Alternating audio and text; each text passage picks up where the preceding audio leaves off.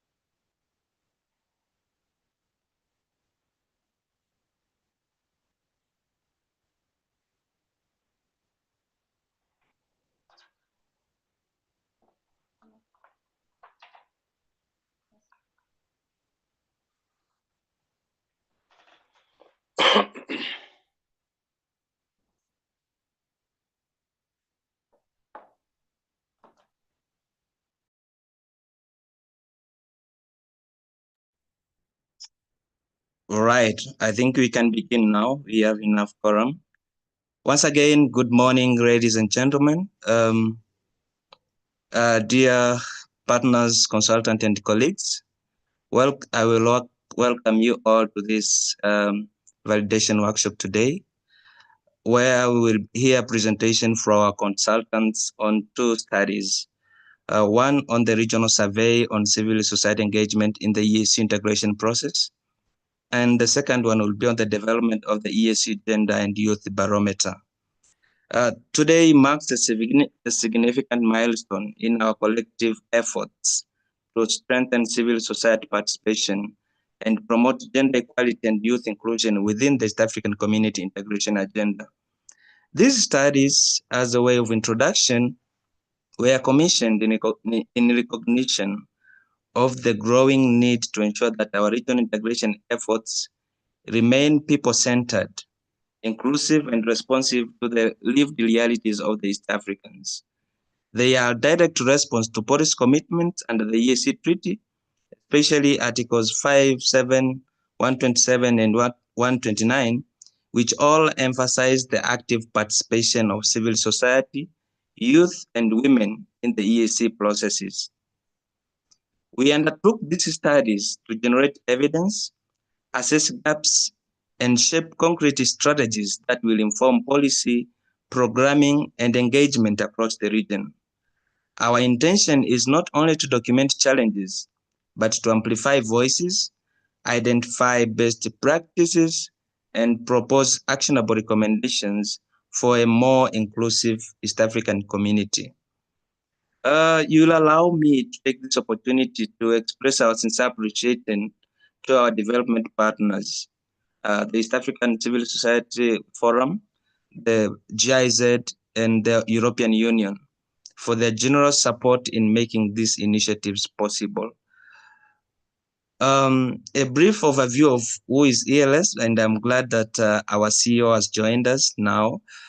He will be able to explain in details what East Africa is, but in a nutshell, East Africa Law Society is the premier regional bar association in East Africa, representing over 40,000 lawyers and 8 national bar associations. Our mandate centers on promoting rule of law, good governance, regional integration, and human rights. And I wish also to state that we have been accredited with observer status before the East African Community and the African Commission. So today, as we validate the findings of these 2 critical consultants reports, we believe these reports are going to contribute to the regional policy dialogue, but will also enrich our interventions through Women and Children Committee, youth engagement platforms, and broader civil society's coalition as we coordinate each other together. So welcome on board, and without further ado, you will allow me to welcome our Chief Executive Officer, Mr. David Sigano, to officially give his opening remarks and to welcome our development partners, the GIZ, to give the welcome remarks as well and officially open us this validation workshop for us. And as whom I'm speaking is Achilles Ruelamira Romward. I work with the East Africa Law Society. So I take this opportunity to welcome our CEO, Mr. David Sigano, to proceed with giving us the opening remarks and to welcome our development partners to officially open up this validation works for us. Mr. Sigano, you have the floor. Thank you very much, Achilles, for that clear articulation of what we are doing today. I unfortunately will not be able to do a video. I will ask that you forgive me for that. I am in another event where, incidentally, we are also validating some guidelines for the provision of pro bono legal services in the East African community. And I've excused myself to be able to participate in this equally very important validation workshop. As has been noted, we are the regional bar, and we do lots of work with lawyers, that's members, and we do lots of work with citizens of East Africa, mainly promoting access to justice and the provision of legal services. Now, why these 2 studies? Why were they undertaken? First, we wanted to create this people-centeredness that the treaty keeps talking about. Because in the first community, there was a collapse because people felt disengaged, people felt far away from their community. This fear was coming back because, oh my goodness, can I get a room that is without noise?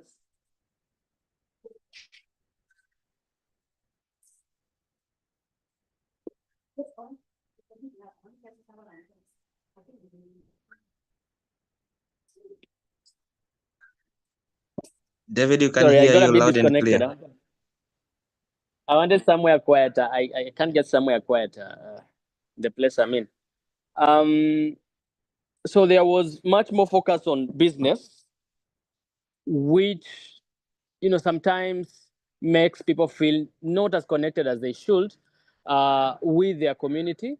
And so this study, especially the one on the level of participation of CSOs, is very crucial in bridging the gap between the people and their governance systems, and in building their affinity and their love for the East African community.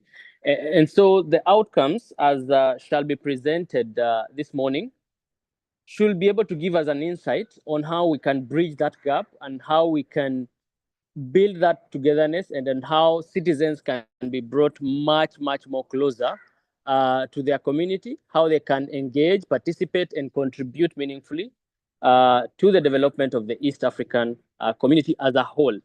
The second study on women and youth, the Gender Barometer, has the same objective with a very clear and specific focus on that particular category of East Africans.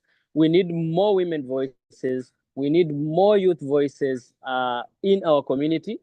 And so this has also been done. There's a measure of the level of engagement of women, of the level of engagement of the youth in EAC processes. And similarly, we want to bridge this gap and have that particular cohort of East Africans participate more, contribute more, be heard more, and generally help develop the community. And with that, I want to specifically appreciate, I know this has been done, the European Union for the financial support that we have received to be able to develop these particular studies and papers. I also want to appreciate our immediate partners, the GIZ in Arusha. You've been very, very key and very, very close to us in showing how we can get the best outcome, and we really appreciate that. I also want to appreciate our civil society coordination unit, the East Africa Community EACSOF, Civil Society Organizations Forum. I also want to appreciate the EAC, the East African community itself. We worked very closely in terms of getting data, in terms of getting information, in terms of getting referrals on who to talk to. And so I really want to, in a special way, thank the EAC for that support.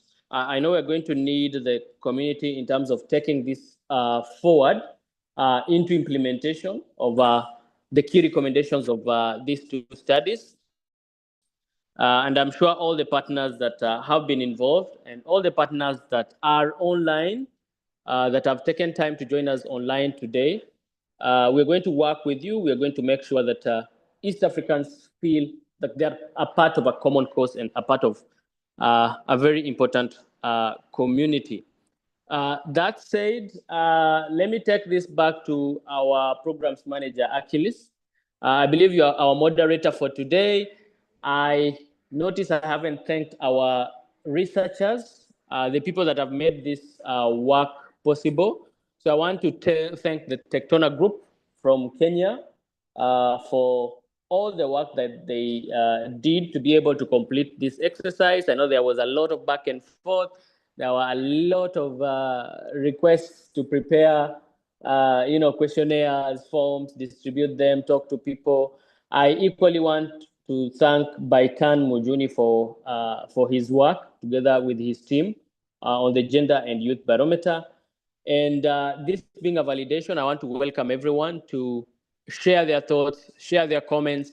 I believe after this, we are going to have a final product that will then be launched. And now that I'm talking to our key partners, even the financial partners who have funded this, maybe we could get a budget and have a physical launch so that those who are on this call virtually can join us somewhere in Arusha, Nairobi, or elsewhere in East Africa for a big launch where we can equally have the media and other stakeholders to join and engage.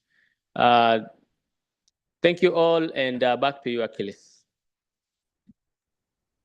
Well, thank you, Mr. David Sigano, for that eloquent remarks. I think you have highlighted why this study is warranted. You have set a stage upon which all of us we are going to deliberate these two reports, and especially for thanking our consultants who have been able to put together all the information, and our delegates and our participants who have in one way or the other participated in this process. So we thank you all, and look forward to refining and finalizing this output for the benefit of all our stakeholders across East Africa.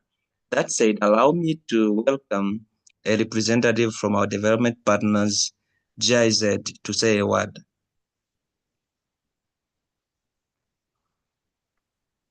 Good morning, everyone.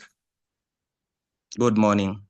My name is Cyril Yako. I'm the Regional Economic Advisor for the CSO engagement. Of course, when I'm checking at the names here of the participants, I can see I've met some of you. And some of you, of course, we haven't met. So I'm looking forward to meeting you in the course of the work. And I understand also I'm joined by the other colleague online. I will check shortly and I will welcome Joyce to say a word. But before that, also, I would like to thank you, all of you, for taking your very important and precious time joining this important session of validation for the two barometers. I understand that we are going to validate and also we are going to adapt. So this is very important in the region, especially to make sure that people's wishes are engaged as part of the structural systems of the EAC decision-making processes. So my role is very limited, is to officially warmly welcome all of you and to say that on our end, this is officially opened. However, before I leave this important moment, important stage, I would like to welcome Madam Joyce. Please, Madam Joyce, if you're online.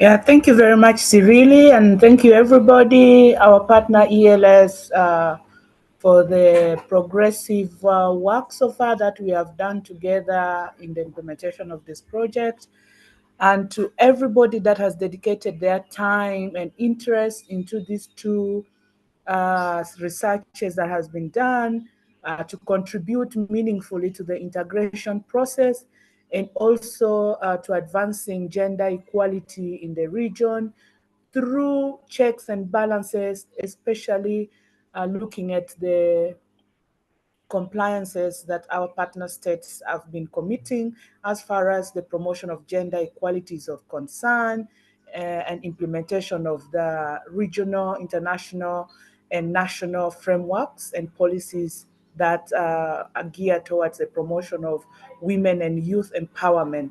So we appreciate all your interest and support and also contribution to making this a success. And we hope that with the final product, those are the two studies, we would be able to submit the recommendations to the EAC for possible policy actions. And we look forward to keeping you engaged into this aspect as we will later on, as we conclude this project, we'll do another assessment to actually see what we have recommended, how far has been implemented. And we thank ELS for taking a lead into this, and we will be working with them to see that some of these recommendations are actually implemented and provide feedback to you how far we have contributed to making the region an inclusive and productive, peaceful, and prosperous region for all of us. I wish everybody a successful meeting. Thank you. Well, that was Thank you. wonderful. Oh, thank you very Yeah. much, Madam Joyce. And I understand also our agenda today is very well packed. So with engaging discussions and presentations that will provide a very valuable solutions. So let's make this opportunity to connect, learn, and work together towards our shared objective. And I understand that, of course, I request that we all participate to the end of these important sessions. Please, that's my request. Otherwise, back to you, Achilles. Wow, thank you, Mr. Siriri and Joyce, for those welcoming remarks and for emphasizing the need of our participants to join and with us to give thorough and actionable inputs to refine the two reports that we already shared. Just for logistics purposes, I wish to say that if you have any concerns that you want to raise, please use the features that you can see below your screens. There is a chat section, you can share your thoughts. There is a Q&A question just in case you have a question to the speaker, and we shall be able to respond to those questions immediately. If you want to speak, please use the raise hand feature, as you can see in your screen, and our IT person will be able to identify you and give you space to speak. So those are the logistics for now that will make us more engaged into this process. That said, allow me now to welcome a representative from EACSOF and our consultant as well. He wears two caps, to introduce what EACSOF is, what they do, and also to start us off with the Gender and Youth Barometer, to share with us the findings of that study and what actions he proposes for the EAC to take on. That said, Mr. Betani Mujuni, you have the floor, and then after which we shall have also another consultant of ours, Mr. Donald Odhiambo from Tectona Group, also present on the role and the position of the CSOs participating into the EAC affairs. So that will be the second presentation, after which we shall have the plenary where we shall take questions and get the responses and see the gaps that you will have identified for further improvements. So that said, Mr. Betani Mujuni, you have the floor. Karibu sana. Thank you, Achilles. Thank you, Siriri, Madam Joyce, and everybody who is participating on this webinar.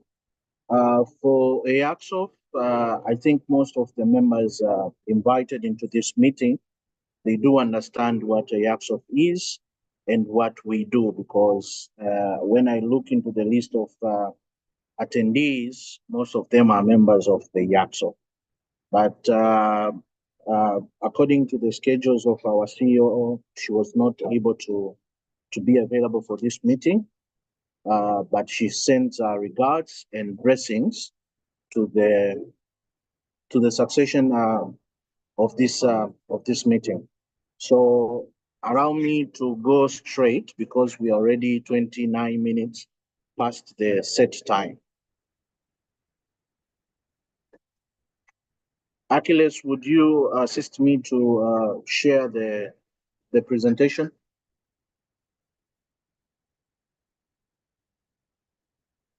Hello? Sure, I'm just doing it right away.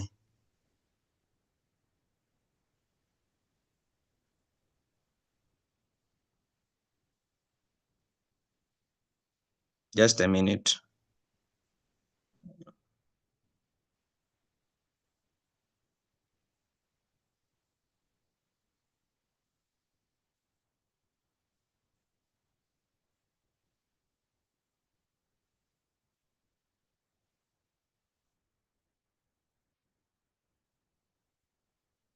Can anyone confirm to see the screen?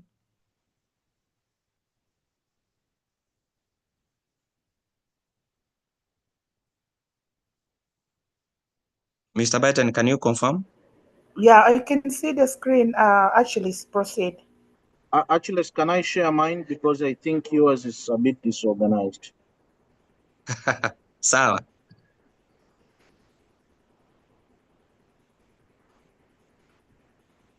Just share.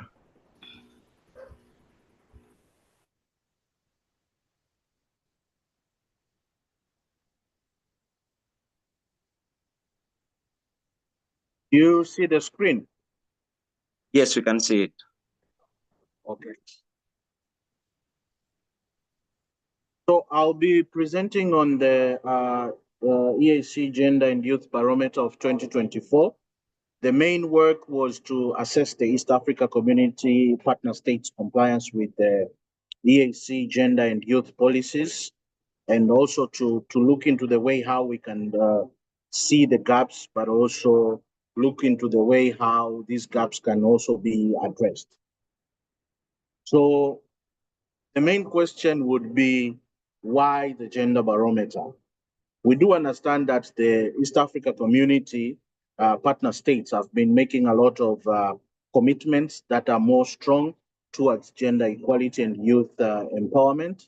But through the work that the CSOs and other groups, interest groups have been working on, they've been seeing a lot of gaps that also needs to be looked into it. So through the program that we are working with under BIZ, it was advised that we look into the way on how we can work on that to look into the inconsistency of the enforcement, look into the lack of accountability, but also see what are the real problems that contribute to all these things like limited resources, but also to look on how there is fragmented efforts whereby number of commitments are not well coordinated, but also looking if there are any kind of duplications, inconsistencies, but also missed opportunity throughout the developments that are coming up from time to time. And this is because when you look into these policies that were developed, they are developed past, it has been a long time.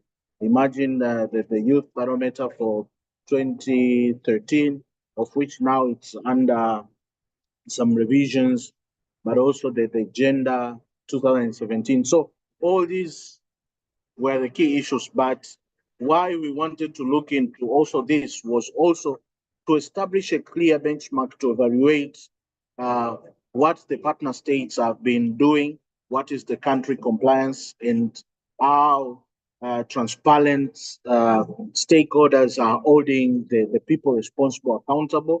But we wanted to see how the linkage is also driving to the police action, but also how better we can force regional collaboration, but also look into the best way to mobilize resources effectively, but also having evidence-based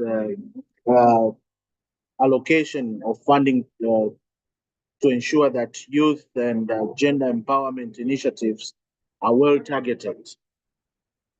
So the objectives of this this barometer deeply was to examine how effective gender and youth policies are implemented across East Africa states, but also identify the gaps and provide insights into practical improvements. But we cannot look into way how we are operating without benchmarking ourselves with other standards. So through the barometer, we also looked into the way how our policies, our practice also comply with the global benchmarks. And we looked into a number of them. When I go to the findings, you'll see them clearly. But the main issue was to ensure that the regional policies are also in alignment with the international best practice for gender equality and youth inclusion. But also, this barometer offers a clear, practical policy action based on the credible data, but also comparative analysis.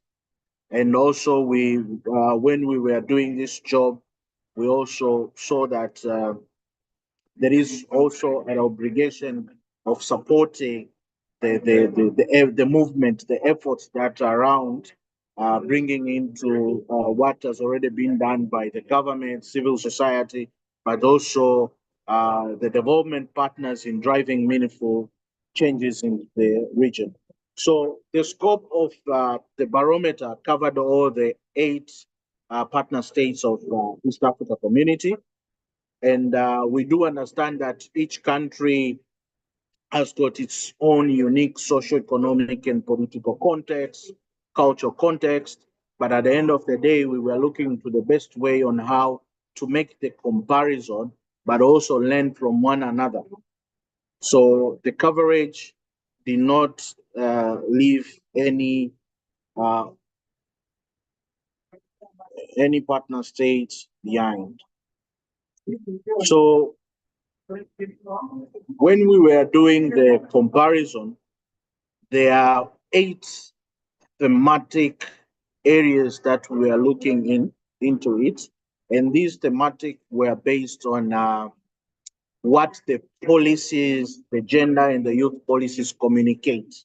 So when you take those 2 documents, you can see that there are issues of governance, leadership, and political participation, economic empowerment, financial inclusion, education and skills development, health, well-being, sexual reproductive health and rights, social protection and rights, cross-border trade and regional integration, digital transformation and access to information, peace and security, and conflict resolution. So when we were looking into every thematic and doing the thematic analysis, every thematic we were looking into key issues. And I want to declare that this is a baseline because we are going to have another barometer coming forward, but we wanted to map out and see where we are starting. So in every thematic area, we looked into key issues. For example, on the issue of governance, leadership, and political participation, we were analyzing the representation of youth, women in political structure, and decision-making roles in each partner states.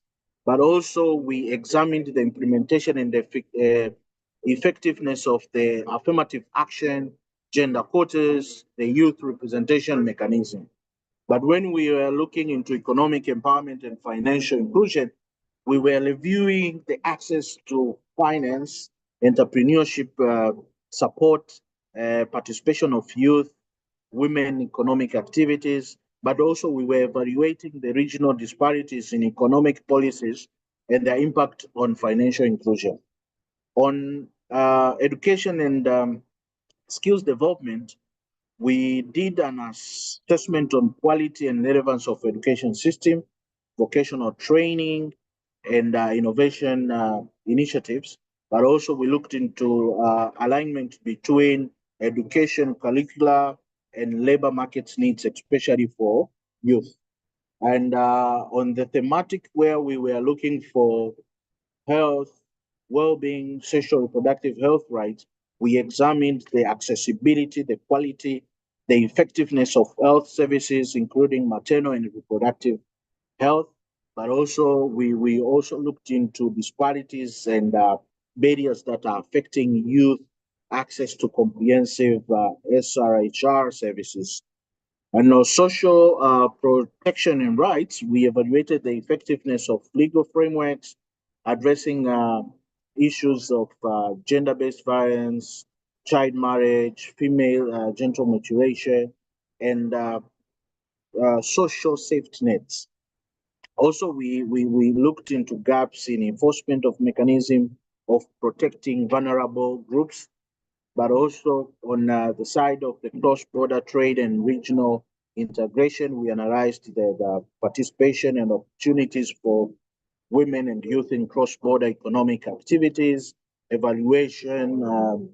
We evaluated the policies coherence and harmonization efforts among or across the partner states, on the part of the digital transformation and access to information.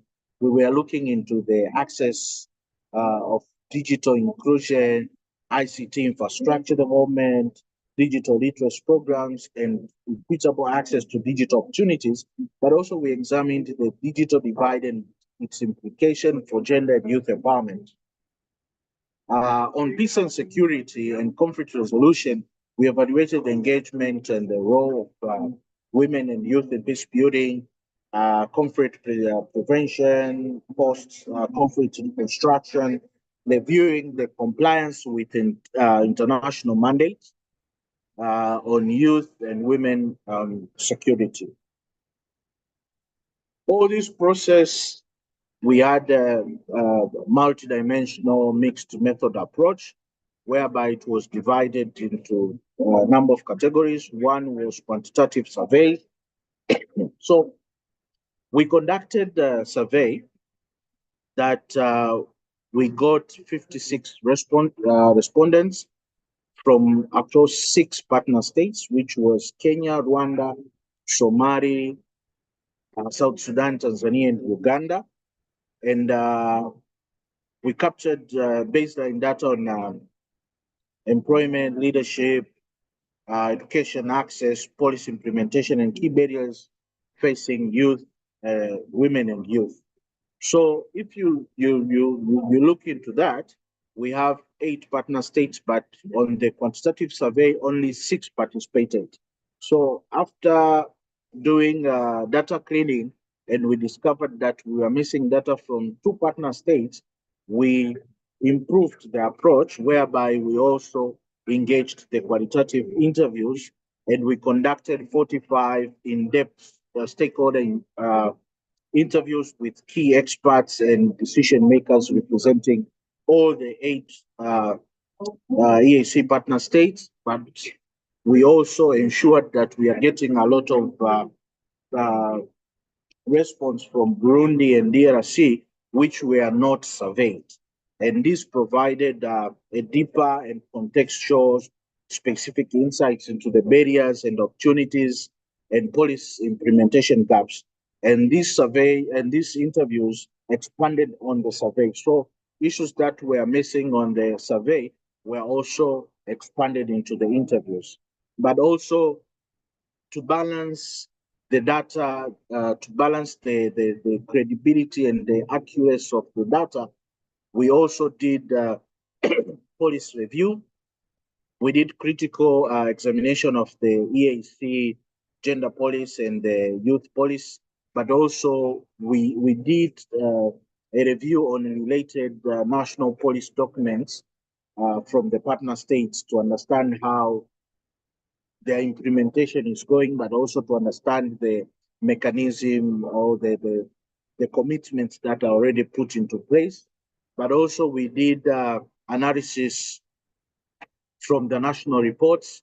We saw that there are number of government of official government statistics, but country reports.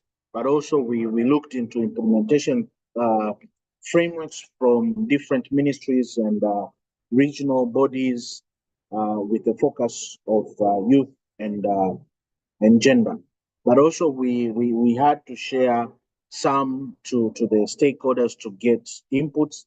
So there are national coalitions. We also engaged and we took their inputs into the consolidation of the data, and we reached out to youth groups, civil society organization, the women association, the academic institutes, the private sector, and few of the international development partners. But at the end of the day, after collecting everything, we had to do a compliance assessment, which we were benchmarking the national efforts against the international and regional framework, especially the CEDAW, the Sustainable Development Goals, goal number 5, 8, and 16, but the AU Agenda 2063, UN SCCR 18, 1325, and 2550. So we also, sorry, but also we did compliance scorecard. So we developed a structured comprehensive scorecard to systematically evaluate and also visualize each country's performance on political implementation, their enforcement, and see what are the outcomes. But also this was also to facilitate transparency country to country, to ensure there is comparison, but also to have a clear highlight of best practice among the partner states, but also to see the urgent gaps. But also the country linking methodology, we also, when we are doing the comparison on the scorecard, we employed the standardized linking formula based on the thematic performance. So we had 3 indicators of high, moderate, and low. And we ensured that the comparison is objective, it has clarity and consistent in assessing political impact and also over compliancy on the thematic areas per countries.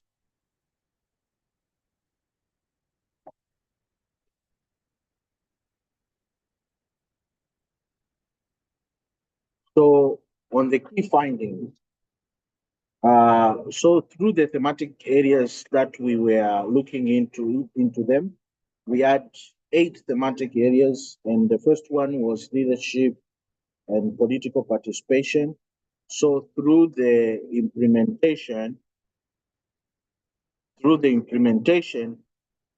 can see that we have the country, we have women in the parliament, we have the quota enforcement, we have the main barriers, and we have the compliance level.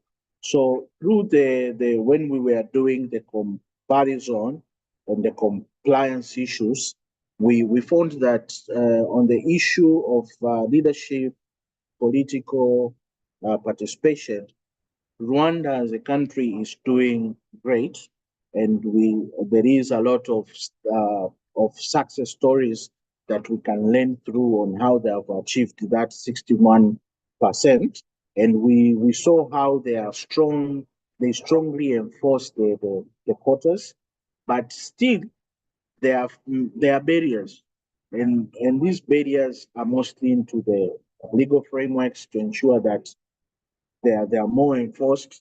But number 2 came as Tanzania, where 37% there is partial enforcement, especially on the special seats, which is the affirmative action. And this is because there is a lot of patriarchy norms, tokenism, financial barriers for women, so the compliance level was moderate.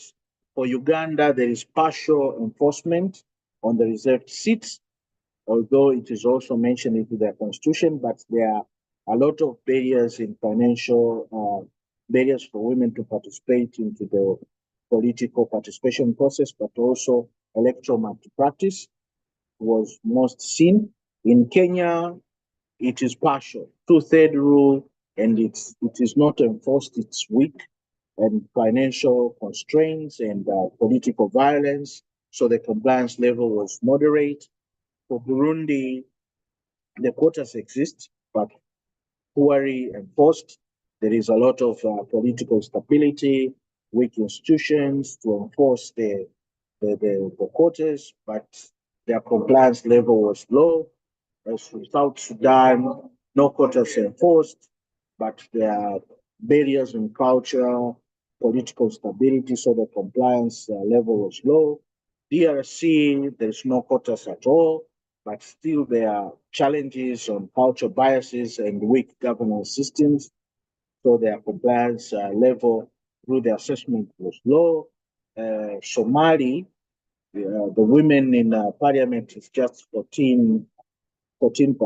There is no quotas, but there is cultural barriers and limited political will to enforce the quotas, so their compliance level was low. When we go to the economic empowerment and financial inclusion, still Rwanda gave us best numbers, where we saw that women with bank accounts, who are more into financial inclusion, are in a bit good number. Their compliance level was high. Kenya was moderate. We see there is a lot of women enterprise funding, but partial. It has partial effectiveness, and there is limited access to credit. And what is pulling it down is more on corruption. So their compliance level was moderate. Tanzania, there is women-specific loans available, but there is a lot of bureaucratic delays. There is moderate implementation gaps, and their compliance level was moderate. Uganda, 55, some initiatives, but limited reach. There is insufficient funding, limited credit access, so it is moderate. Burundi, they have weak initiatives, limited gender focus, poor credit access, limited institutional support, so their compliance level during the assessment was low. DRC, no significant gender responsive initiatives, weak financial institutions, and limited resources. South Sudan, no targeted financial inclusion programs, fragile economy, political stability, and weak institutions. Somali, they have minimal to no initiatives, but deep-rooted into culture barriers and poor banking infrastructure. The key findings on youth employment and skills development. On youth unemployment, Rwanda has got 30%, but on TVT enrollment is 25%. So the alignment, the skills alignment to the initiatives is strong, targeted on vocational and mentorship program, but the key barriers is minimum and ongoing enhancement. So they are doing a lot of improvement on the issues.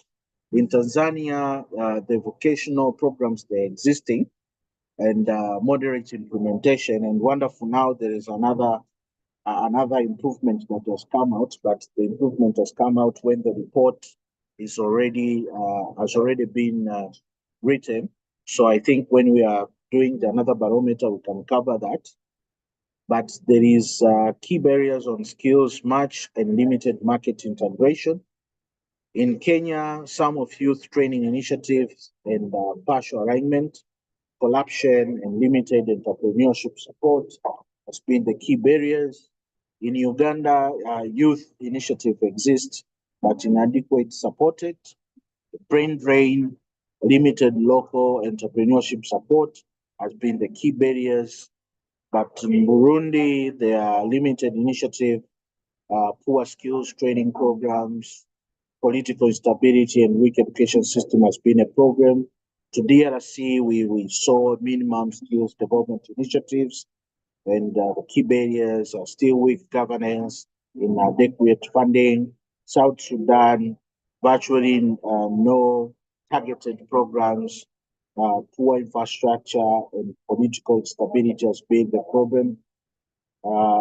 In Somali, there is minimum education and vocational investment, cultural barriers, and limited educational resources also a challenge. On health, well-being, and SRHR, Rwanda, they have strong and access health infrastructure, but they have minimal barriers. They have strong policy enforcement. In Kenya, there is moderate health system, regional disparities, and resource constraints. In Uganda, moderate access improving slowly, resource gaps, rural service limitation. Tanzania, there is moderate yet uneven health system, economic barriers, rural access limitation. DLRC, we saw the weak limitation service provision, and the challenges are conflict, instability, and limited infrastructures. In Burundi, we saw weak infrastructure, limited SRHR access, limited funding, and political instability. South Sudan, extremely limited health services, conflicts, weak governance, and limited resources are also challenges. The Somali, critical weak health system, tragedy, the culture barriers, inadequate funding are also the challenge. On the peace, security, and conflict resolution, Rwanda, we saw the strong compliance with the UNSCR and fully integrated into their policies and registration frameworks, but there is minimal barriers and strong institutional support. In Kenya, there is moderate compliance, institution constraints, limited local capacity. Uganda, they have partial implementation with on compliance with the UNSCR, and the issue is financial constraints, inconsistent enforcement. In Tanzania, moderate but even enforcement. There's limited resource and low prioritization. Burundi, there is minimal compliance because there is political instability and institutional fragility. In DRC, minimum to no compliance, prolonged conflicts and weak governance. South Sudan, minimum compliance, continuous conflict and low institutional capacity. Somali, critical low compliance, political probability, deep-rooted insecurity. So major implementation and institution challenge. So when we did the assessment, the compliance analysis, we came up with a summary that the key challenges that we are being seen throughout the partner state. One is weak accountability mechanism. There is lack of frameworks for monitoring, evaluation, and compliance, which results to limited accountability and the poor policy enforcement. But we also saw there is bureaucratic and inconsistencies. There is a lot of administrative delays, corruption, ineffective governance structure, and significant hinder timely and effective policy implementation. So you might find there are countries that they have good policies, but they cannot be implemented due to that, but also limited financial resource. When it comes to issues of gender and youth-focused program, there was underfunding, but also strict scale, reach, and sustainability of the initiatives that are gender and youth-focused. Culture and society barriers were also key issues because some of the states, the partner states, we saw that there's still deep-rooted cultural norms. There was another challenge was political instability and conflict. There is a lot of instability across the partner states, but also there is ongoing conflict. There are security challenges that are affecting the partner states and also restricting the effective implementation of these policies. And also there is low community engagement, there is limited involvement of the communities, youth and women at the grassroots level in the policy formulation and implementation process, which also undermines the ownership, sustainability, and the effectiveness of number of initiatives that have been developed. So through the assessments that we did, the team suggested a number of strategic recommendations. One was on institutional and legal strengthening. So one of the area was strengthening institutional capacity. We thought that it would be best to establish regional policy mechanism implementation units, conducting regular capacity building workshops for government officials, civil society, youth and women groups, at least to have a platform to share what they are doing, but also to find the best way on how to harmonize on issues that they feel that they need to be done. And we also propose that who should act against this is the EAC Secretariat throughout different platforms, different departments, but also the national governments and civil organizations, especially the coalitions. But at the end of this, we anticipate to see enhanced accountability, strong institution, and effective policy implementation. Another strategic area that we recommend is the enhancement of legal and policy framework. We propose there should be a comprehensive legal review and updates to align national policies with regional international standards. Also to have rigorous enforcement of gender and youth quotas. And we propose who should act on these, the national parliaments, the ministries of gender, youth and justice, but also the EARA. And what we envision is to see stronger legal frameworks and increased participation of youth and women. Another strategic area that we are proposing under the institutional and legal strengthening is improving monitoring and evaluation.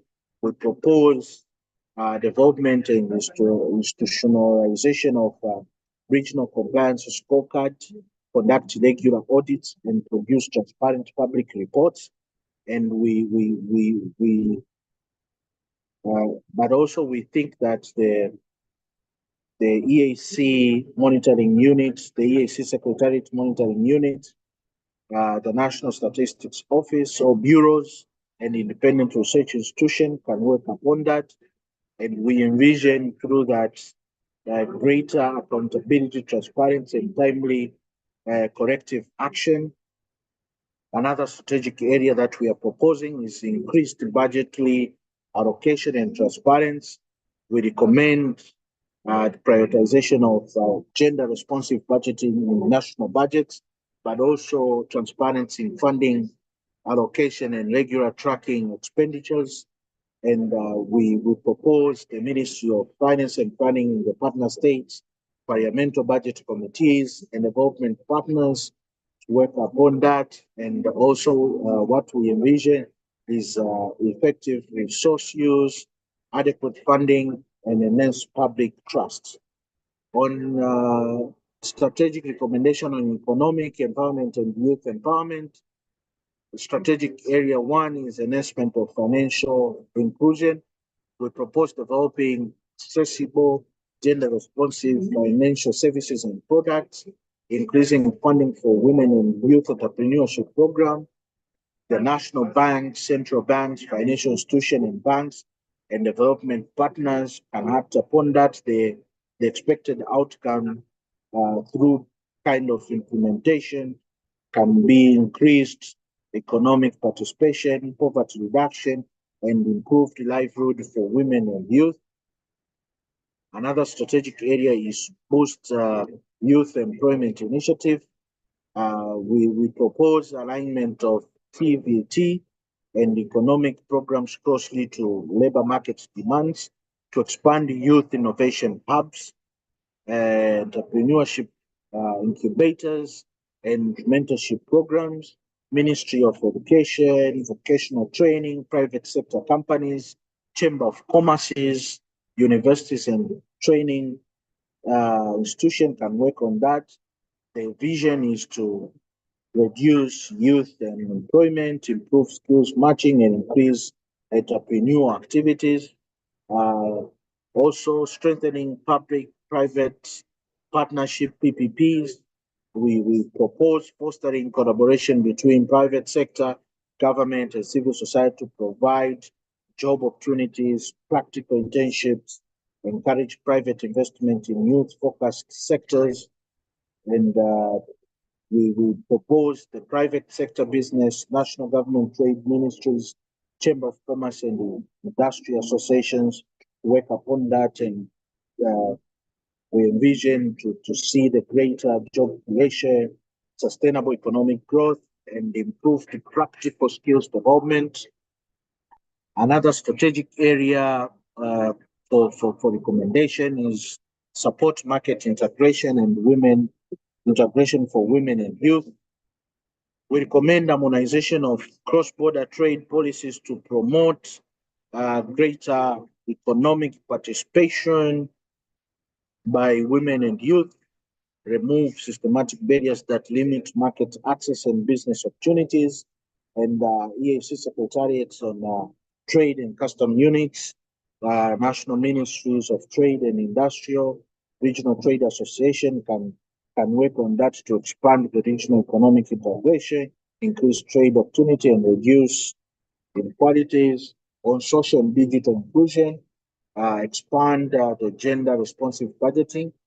We propose integration of gender and youth priorities explicitly into national budgets, regular monitoring and evaluation, monitoring and evaluating the expenditures and impacts. Minister of Finance, gender, parliamentary committees, and civil society can work on that to ensure we have more targeted resource allocation and increased effectiveness on gender and youth programs. Increasing women's participation in representation and leadership, going beyond the quotas, investing in leadership training, mentorship, capacity building for aspiring female leaders, creating supportive platform for meaningful participation. This can be taken upon by the political parties, the national election commissions, and civil society organizations, especially the women groups, to ensure that we have greater policy influence by women, stronger gender equity outcomes, but also invest in digital infrastructure and connectivity, We propose expanding reliable and affordable internet access, especially in the rural areas, promote policies on investment in ICT infrastructure and digital services. This can be taken upon the ministries of ICT, the telecoms regulators, private sectors, and development partners to ensure we reduce digital divide, improve access to digital access. And the last one on this is the enhance digital literacy and skills, where we propose establishing digital literacy program for women and youth, support digital innovation hubs, tech incubators, and online entrepreneurship training programs. And education and ICT ministers can take upon that, university, training institution, tech companies, and private sector to see how we can enhance digital participation, job creation, and innovation among women and youth. On peace, uh, we propose policy harmonization and coordination to see the alignment of gender and youth policies in national and regional frameworks, establishing legal regional forums for best practice exchange and collaboration.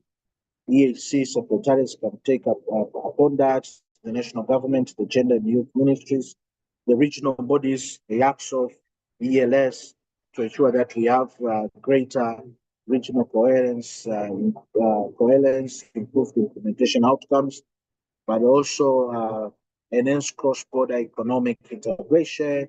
We recommend development and implementation of regional policies supporting cross-border trade and economic activities involving youth and women, but also simplifying the regulatory framework for small-scale traders. And we believe EAC Secretariat, the Ministry of Trade, the border control agents can take upon that to ensure that we have increased cross-border trade, economic empowerment, and reduce trade barriers, increase women and youth in peace and security, actively implement the UNSCR and 1325 and 2250, support the participation of women and youth in peace dialogue, mediation, and post-conflict construction. And we believe that Minister of Defense, Foreign Affairs, peace and security institutions, civil society, and grassroots peace organization can take that and ensure there is sustainable peace, stronger community resilience, and inclusive peace building mechanism. And lastly on that is strengthening conflict resolution mechanism, providing training for women and youth in conflict resolution and peace building, establishing regional early warnings and conflict prevention system that is inclusive of gender and youth perspective. And this can be taken by the Peace and Security Department, national peace commissions, development partners to ensure that we reduce conflict risk, increase community stability, and effective peace. So in general, this was the scorecard, the compliance scorecard for the EAC gender and youth policies that I've already mentioned above. So this is just a summary.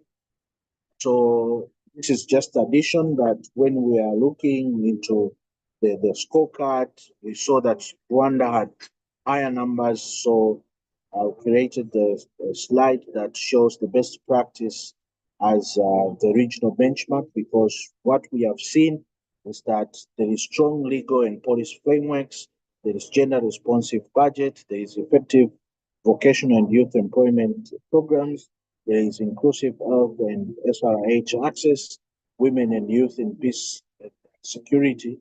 It's also been touched well, and almost the key lessons that we are getting is that policies must be binding and consistently enforced.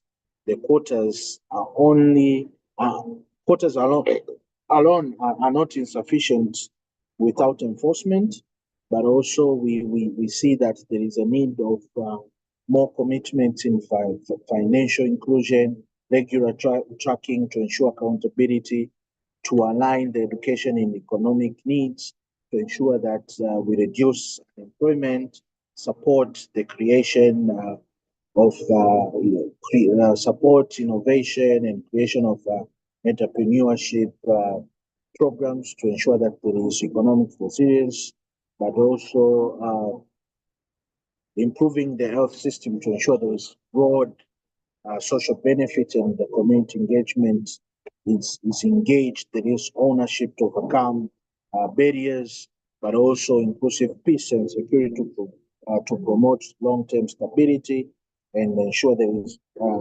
strategic commitment and meaningful participation. So, Achilles, I think I can end here for the benefit of time. Thank you, Baitan. Am I audible? Achilles? Yes, Baitan. Thank you. Achilles has stepped out for a bit.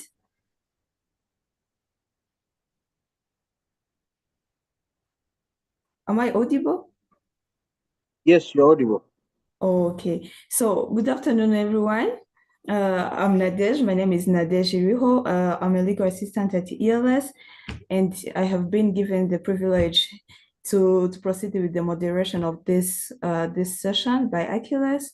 So before we proceed, I'd like to take a moment to express gratitude to Mr. Baitan for your insightful and engaging presentation. And thank you so much for your contribution. So it's now my pleasure to introduce our next speaker from Tectona Group, Mr. Donat. He is a consultant of the report on CSO engagement in the EAC integration. So as we listen to this upcoming presentation, I encourage you, like participants, to keep sharing your thoughts and questions as well on this. So you're welcome, Mr. Donat.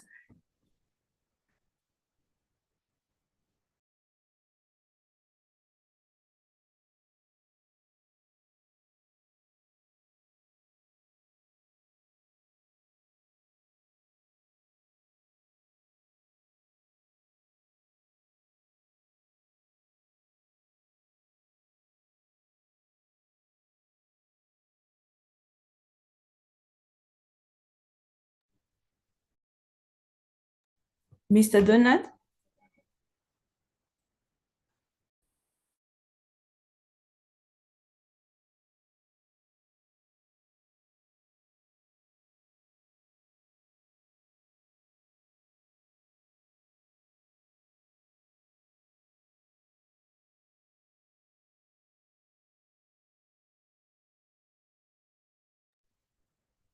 Mr. Donat?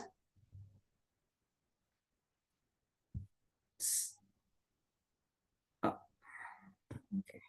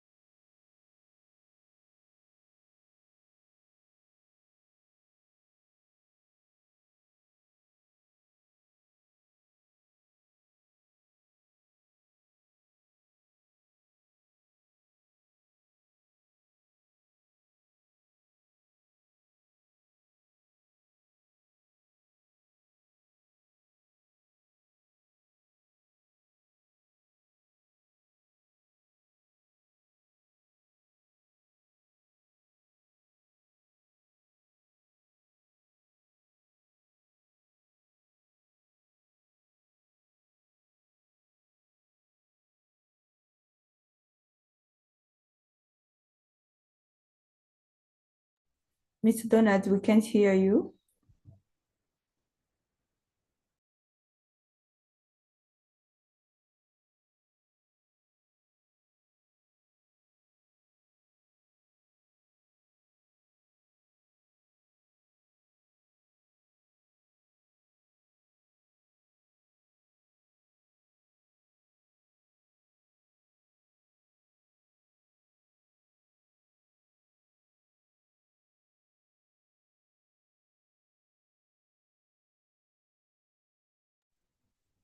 So Mr. Donat is saying that he can hear us, but he's going to rejoin, so let's wait for him.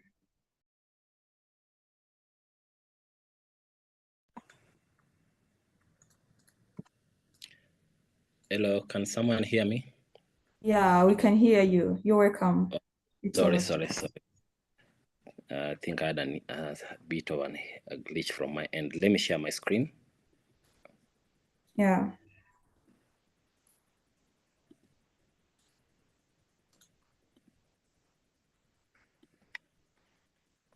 Let me know if you can see my screen. Yes, we can say it. You may proceed, please. Oh, okay. Thank you. So, yeah, so my name is Donald. Donald Odhiambo from Tectona Group.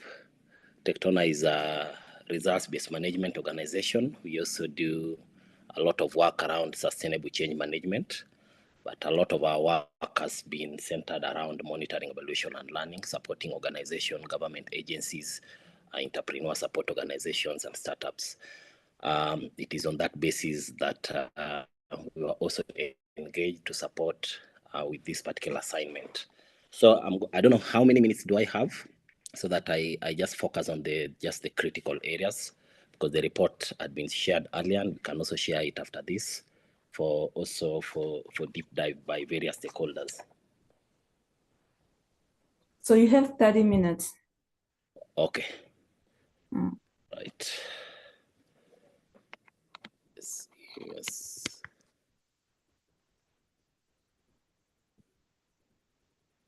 Okay, so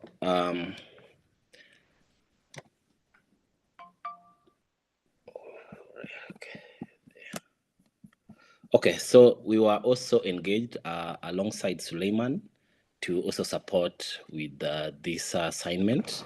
So a number of things I think are quite similar in terms of what Suleiman has presented, looking at the we shared a number of things in terms of the study duration, the methodology, just with some few variances here there. So some of the areas, in the interest of time, some of the areas he has talked about, I won't really dwell so much on them. So today, just want to just focus on some of the key highlights from this assignment, which was conducted between December and part of January, that in terms of data collection. So yeah, so this presentation is just going to just cover introduction, bit of situational analysis, methodology used, key findings, and actionable recommendation, where we'll spend a bit of a time. Yeah, so I think this has been said in terms of what ELS does and this particular collaboration with the EAC GIZ.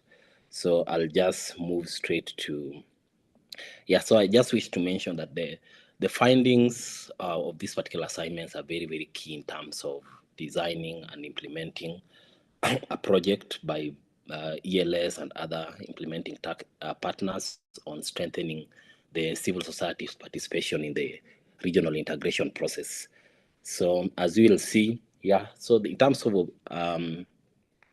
objectives, we majorly focus on 4, that is to identify and analyze the key factors limiting CSO's engagement and involvement in the EAC process, to identify the capacity needs and opportunities that can be explored to increase the participation of CSOs in the EAC integration process, and specifically to also identify policy and legislative opportunities that are there for CSOs to just enhance their regional participation in the integration process, and finally to formulate actionable recommendations and strategies that can also can help enhance the efforts that are already there.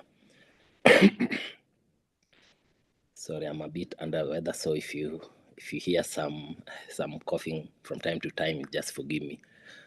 And then, so in terms of situational analysis, again, I think this is well detailed in the report. So I won't really, I will only mention that EAC primary objectives, as we are all aware, center heavily on fostering economic cooperation, political collaboration, and socio-economic integration across the region.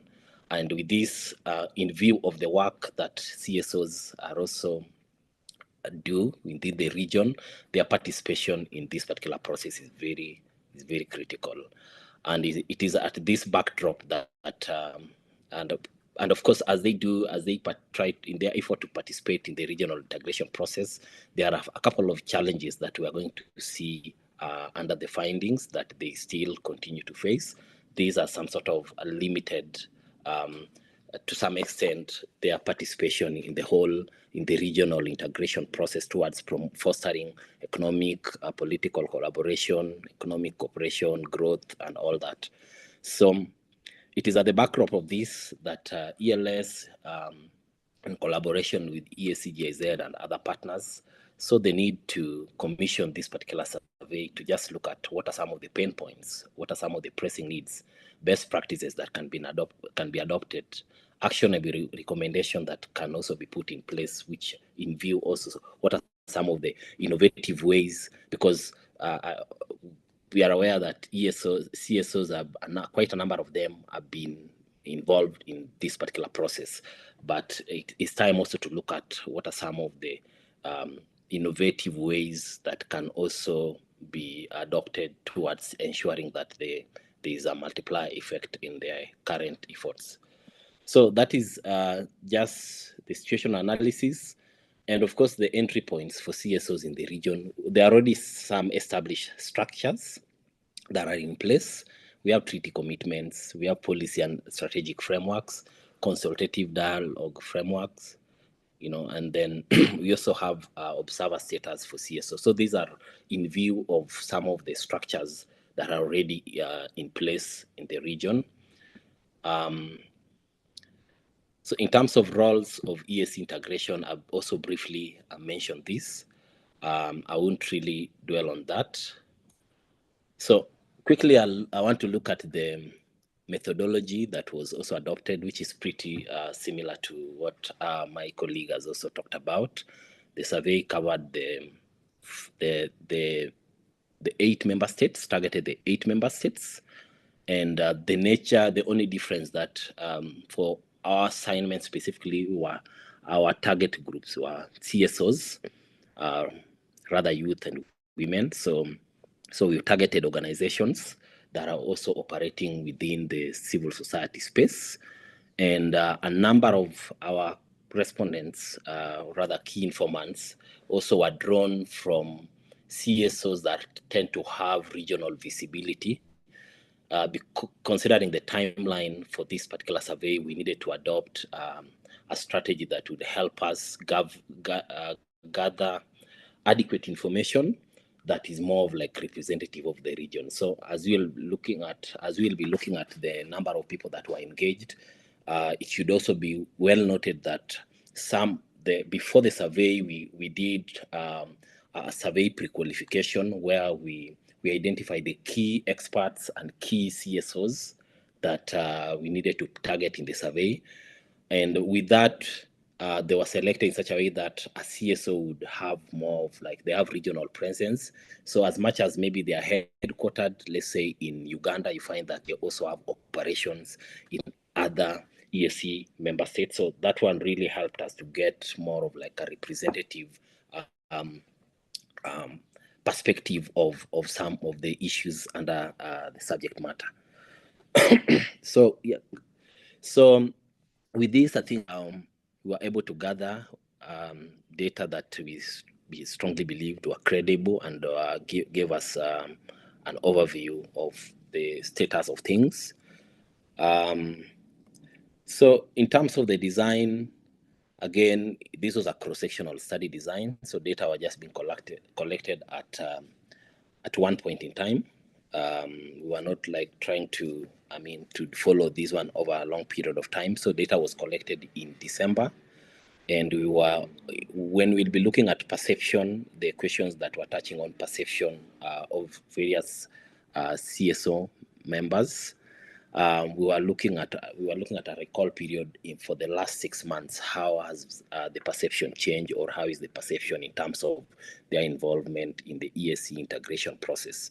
So yeah, we had a mix of desk research, key informant interview, self-administered questionnaires that significantly were administered online using a semi-structured questionnaire that had a mix of both quantitative questions and also qualitative questions that are heavily open-ended, which were also analyzed and also integrated in the report as well.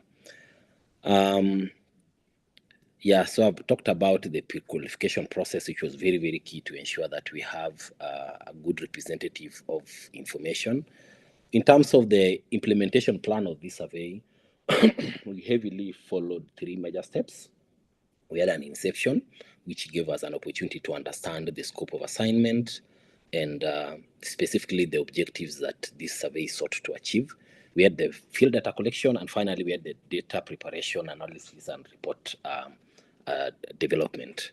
So all those were followed to deliver this.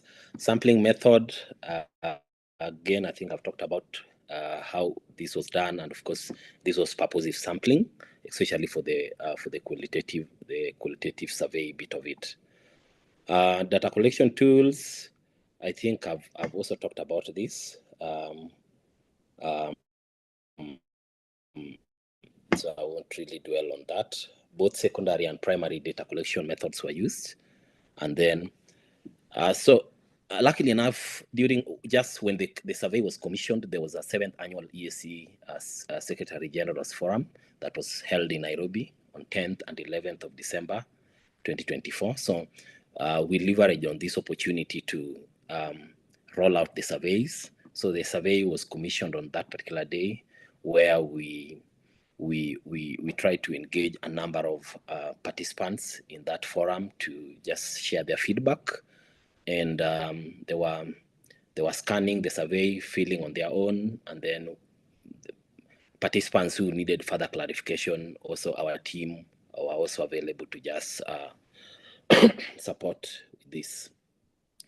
So a set of data quality control measures was put in place, ethical considerations were put in place, data protection guidelines were also put in place to just ensure that the data is well handled as required by different data protection framework and laws. In terms of the data analysis and reporting, again, the quantitative data, both quantitative and qualitative data, were separately analyzed, integrated in one draft based on the predetermined specific objectives.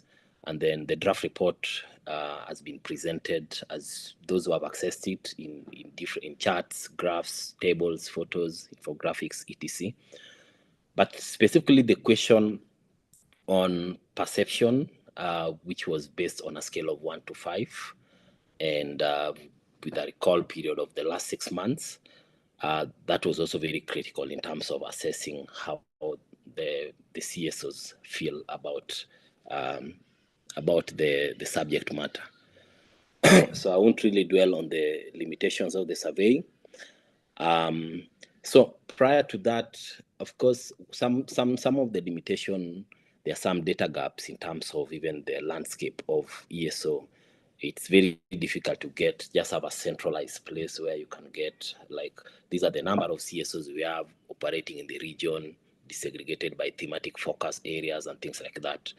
And in effort to try to aggregate this data from different countries, I think we arrived at approximately 43,500 CSOs registered in the region.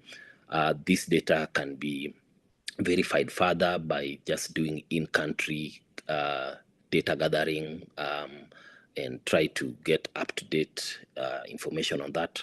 But it's very crucial to have this data somewhere so that it some sort of helps to bring defragment the CSO landscape that has been there, where a number of them tend to operate in silo with just few actively involved in the EAC integration process. So these are just some of the quick takeaways when we are trying to do the scanning of the CSO's landscape, how it looks like. So I think one thing to mention about this is I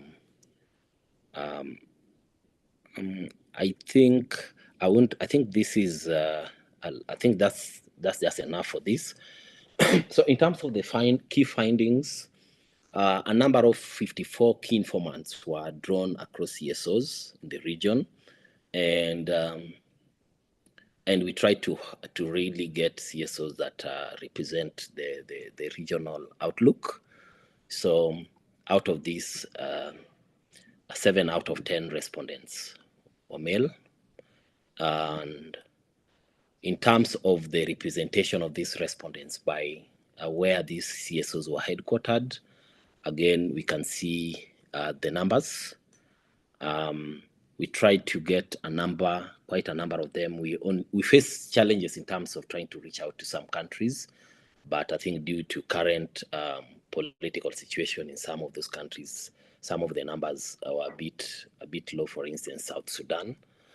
At the time of study, I think there was a bit of a challenge in terms of like trying to get people to respond via online tools. In terms of distribution of respondents, again by CSOs, quite a number of them represented the legal space.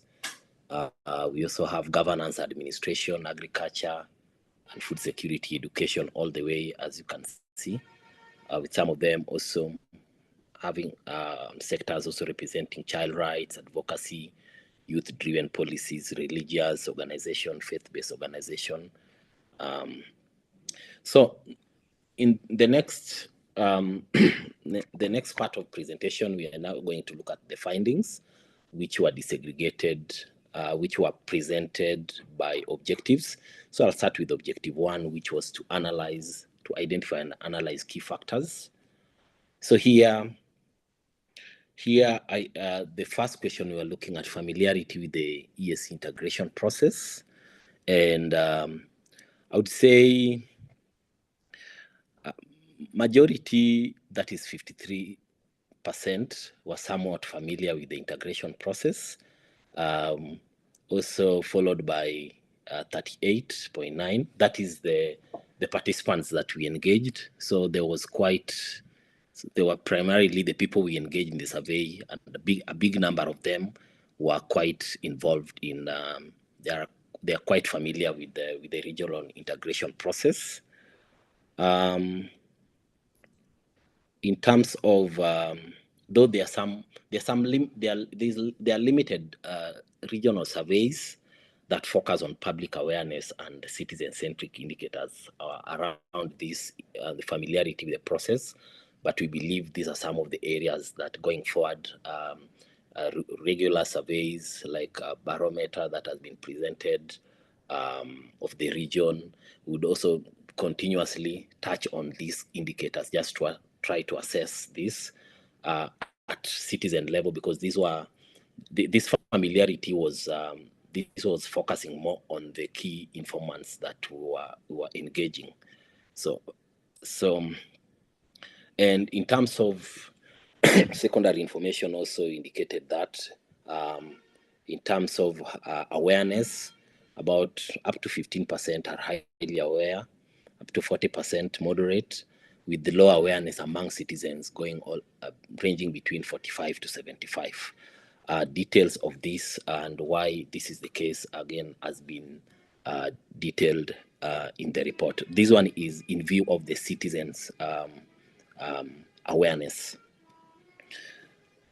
Now, in terms of overall engagement of these CSOs in the regional and continental economic integration process, currently, from the time of this study, is a bit slow. It's a bit low. It stands at 2.3. That is an average score of 2.3, which is a bit low. And we went further and looked at in terms of how they responded among the people who felt like it was low. What were some of the reasons?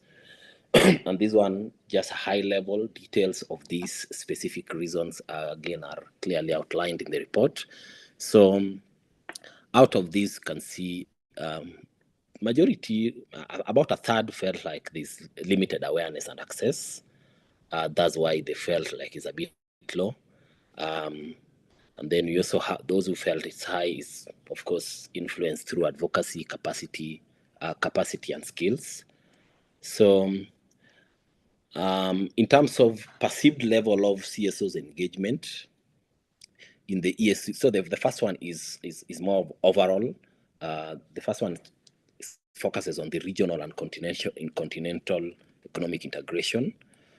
So the second one now looks at the perceived level of CSO's engagement in the EAC integration process.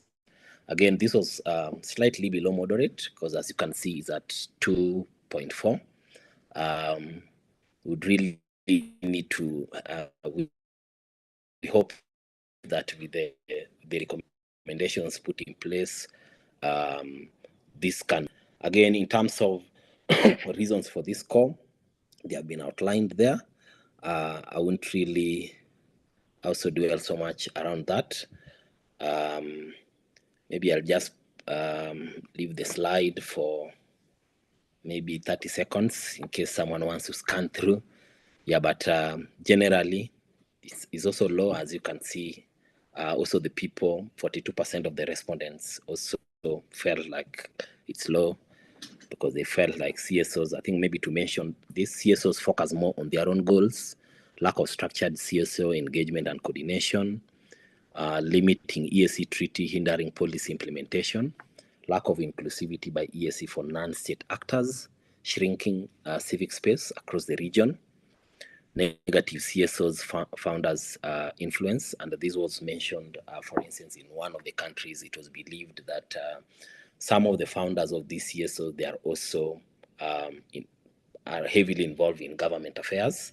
So they actively engage. They are in government, and again, on the other side, they are also the ones running these CSOs in the background. So often you find like they will tend to really push for government's interest, and that can sort of has limited this. And then inconsistent shifting of CSO's thematic focus. This one we are looking at. One of the respondents mentioned that CSOs really don't really need to have so many thematic focus. They need to have like maybe it's, let's say 2 to 3. But you find like currently CSOs, they tend to shift depending on where the donor funding is moving. And that some sort of has limited the real work of what CSOs are supposed to do. So there was a recommendation that was made around that there's really need to have a solid foundation in terms of the thematic focus and try to push this all through, and also try to avoid influence by the founders who sometimes also get involved in government affairs in a big way.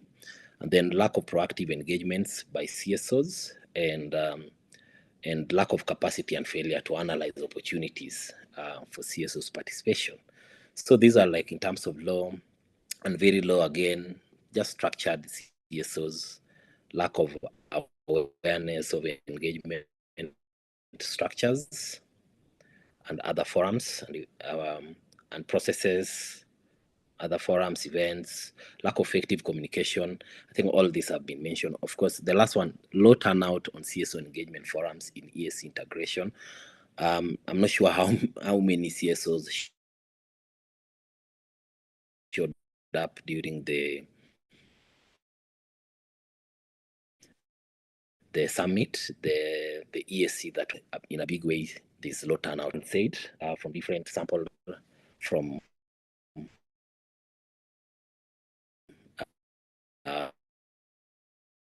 and the qualitative findings. The one for Congo, for instance, a male respondent said, in DRC, for example, people do not have good information about EAC objectives, and even if we try to explain these objectives are in contradiction with the policies of government. Let me pick Tanzania. Being my first time engaging in this conversation, and with a low turnout from stakeholders in this sector, means and a lot needs to be taken into account in order to get more participation. So again, this one speaks to the turnout and participation of this. And let me just pick one from a faith-based organization from Kenya, from a female respondent who said, while CSOs, including churches, play important roles in advocating for human rights, social justice, and community development, their involvement in the actual decision-making, policy formulation process within EAC is minimal. Governments are the main players driving the integration process, and the private sector has a significant influence through its economic activities. This limited involvement means their influence on the EAC integration is not as strong and sustained as that of the government and private sectors. And as we proceed, you'll see there was also a comparison in terms of perception by CSOs versus private sector and government. Yeah, so I think last one is having been part of EAC discussions, I realize the entity primarily focuses on governments and does not include non-state actors in most of their engagements. So I think these are some of the things, feedback that also needs to be considered as we reimagine how EAC integration process can be optimized. Now, this one we are now looking at the level of, now we are looking at the participation of these organizations that participated in this survey also is pretty the same, around 2.4. That's what they felt their organization. So the first one was looking at, in their own opinion, in general, what is the overall CSO participation. This one is talking about, this one was now drilling now to deeper into now their organization. Again, their reasons are also outlined. With also lack of information, on engagement, political bureaucracy and interference, financial difficulties, among others, were also mentioned as some of the reasons that are limiting their own organization in participating.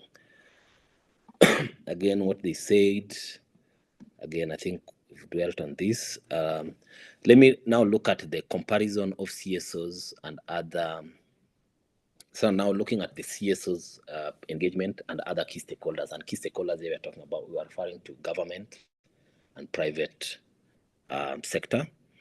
So this one, it was also still low at 2.35, and reasons were also given there, starting with the highest, which is low, of course, lack of political goodwill, communication and outreach gaps, limitations due to sector-specific engagements. Terms of followed by moderate, those who felt like it's moderate, they felt like CSO resource and capacity constraints, low recognition of the need for increased CSO contribution.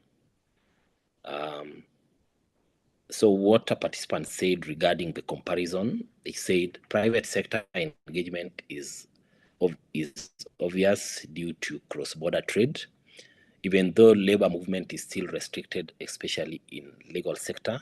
Government engagement too is obvious due to established structures, but there are no regional structures for CSOs in the EAC.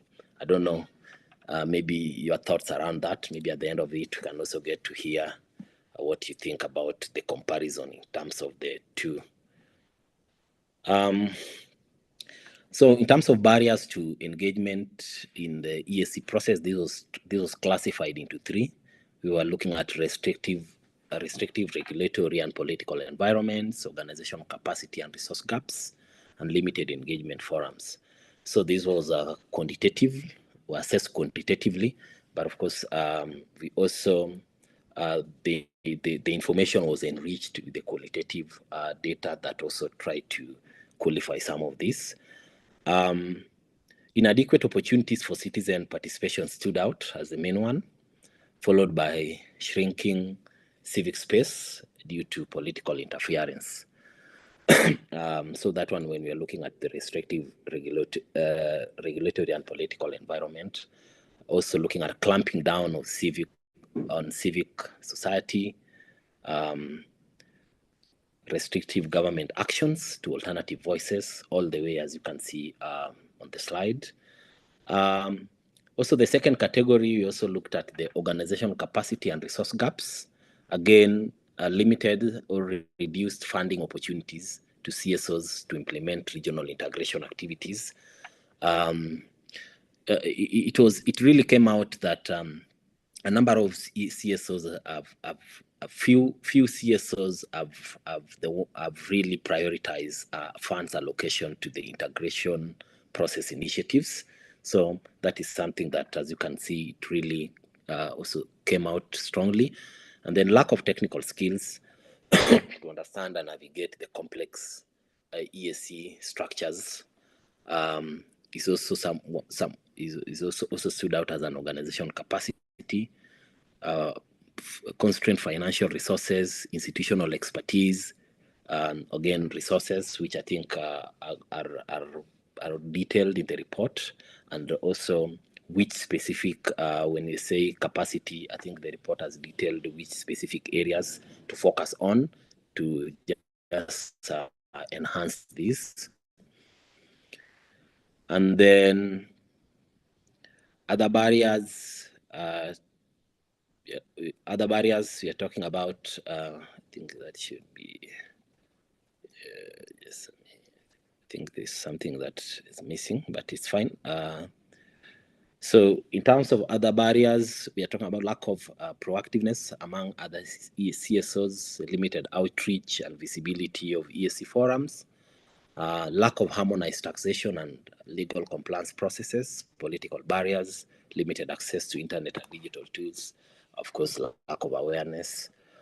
And then from there, also the secondary data, existing reports from EAC and other key actors in the region, also some sort of, or also in congruence with some of these issues, with just to mention a few. Again, limited access to information, operational structure, inconsistent hosting of this, etc. As mentioned, also in the primary data that was gathered and also tried to triangulated with the secondary information. Secondly, let's look at to identify the capacity needs and opportunities for CSOs to increase their participation in the EAC integration process. Again, this one, first of all, we looked at the adequacy of resources to engage. Yeah, as mentioned earlier, as you can see, about 65% of the ESOs engaged, they indicated that there is, so when they were asked the availability of adequate resources, 68% said that there is no adequate resources for this. And this affirms the widely mentioned, because this one kept on coming up in most of the conversation, limited funding for CSOs to specifically roll out initiatives around the integration and also engage actively on this. And then in terms of also capacity building support needed by ESOs, of course, 9 in every 10 ESOs indicated that there is need for more capacity building support programs to just enhance their effective participation in the regional integration process. And in the next slide, we are looking at now where the capacity needs focus on these main issues, talking about the capacity needs identified. We are looking at the policy and technical expertise. And this should touch on alignment with EAC protocols and policies, policy formulation and advocacy, understanding regional integration frameworks, and stakeholders engagement. So these are some of the critical areas that the CSOs need capacity building on. In terms of, in view of the legal and regulatory knowledge, again, it was widely mentioned they're keen on understanding the legal frameworks, the litigation skills, treaty interpretation, and compliance. And as also mentioned by my colleague earlier, monitoring, evaluation, and learning support also kept on coming up, because this is the only way you get to know where are we and where we are heading as CSOs. So we need to do some sort of track the progress, and periodically have assess the desirable changes that are happening as an effect of these interventions. And of course, need for collaborative policy advocacy and lobbying, stakeholders engagement and networking, which I think is currently ongoing, so just need to be revamped. And then resource mobilization is also another need. Knowledge dissemination, communication, and public awareness, forums like this where information that has been gathered can be shared, and also communicating this, some of this within the CSOs. These were some also communicating what they're doing and things like that also came out as an area that was identified for capacity, especially with focus on the integration processes, initiatives, and things like that. Digital and technological proficiency, institutional leadership strengthening, and finally, capacity on regional integration and international relations. So this included doing joint programs, etc. And then, so those are like the capacity areas in terms of, so in summary, the resources that are needed to do this, there's need for financial input, human resources, material resources. So the resources here were classified in terms of financial resource and material. This would help in when developing a Donald? Yes? Kindly wrap up, if you don't mind. All right. Thank you. All right. So, okay. So I think in terms of current opportunities, I think they are also outlined in terms of funding, collaborative opportunities, research and policies, public engagement opportunities, training capacities, training and capacity building programs, digital and media platforms. So there are some of the areas, current opportunities for enhancing the integration for CSOs. Again, these I think corroborate with what has been mentioned earlier. And then these we've also mentioned this in the previous presentation, but for purposes of organizing this, they were also captured here. The legal, the hindrance of EAC integration process by legal and legislative framework. This one was a bit high, as you can see, about 3 reasons provided for that has been outlined as well in this and detailed in the report as well. So these are just some of the key legislative gaps limiting the integration process. Some I think they have been mentioned widely in the previous presentation. In terms of opportunities for this, also been report also touched on those ones. Majorly also things around harmonizing the regional laws, recognition of CSOs in the treaty, having a seat in the EAC and all that, I think has been also came out. And finally, on actionable strategies, we also, these are some of the strategies, looking at the gaps, looking at the opportunities.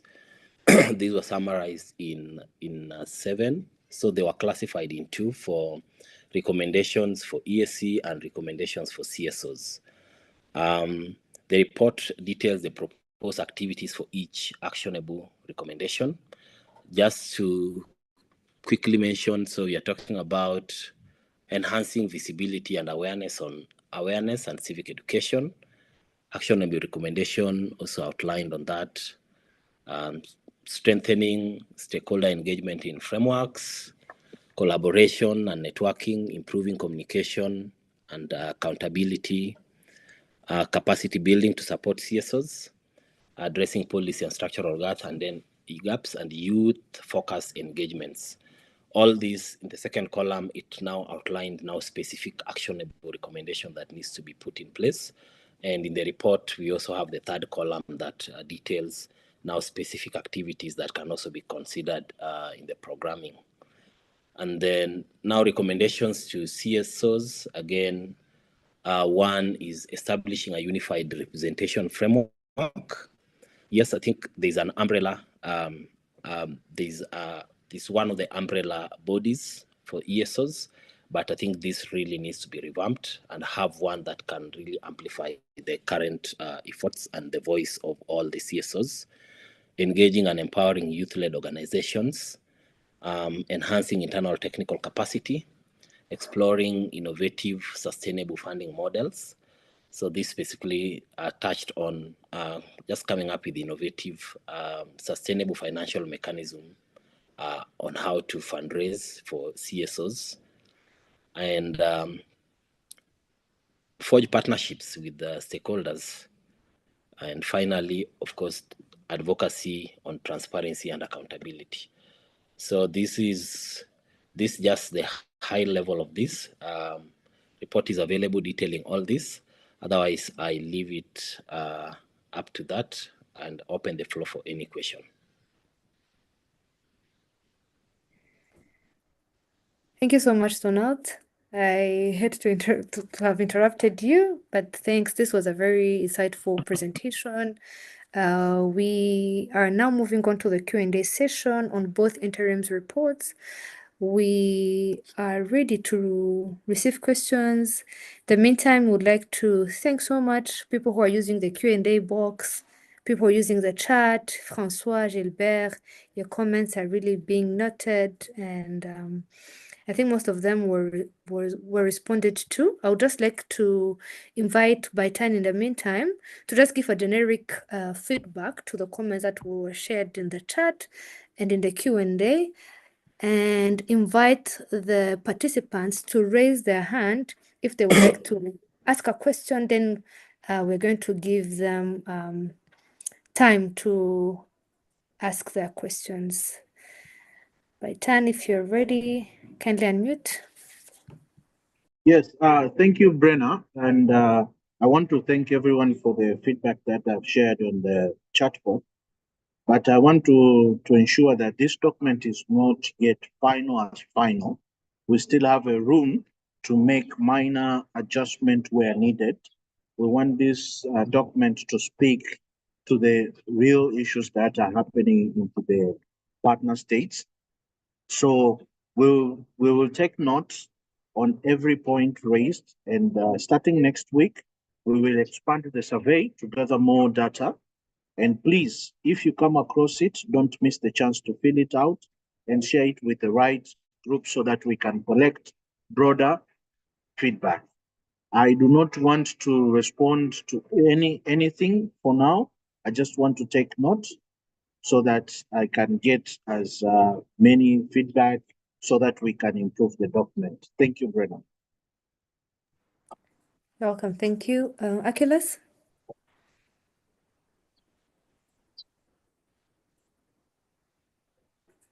Okay. The floor is open. Participants, please raise your hands if you have a question, a comment, any thought that you would like to share with the consultants as we validate this document. We have a few minutes for questions. Yes,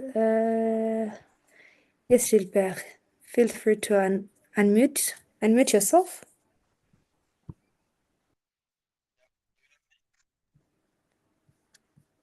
Gilbert?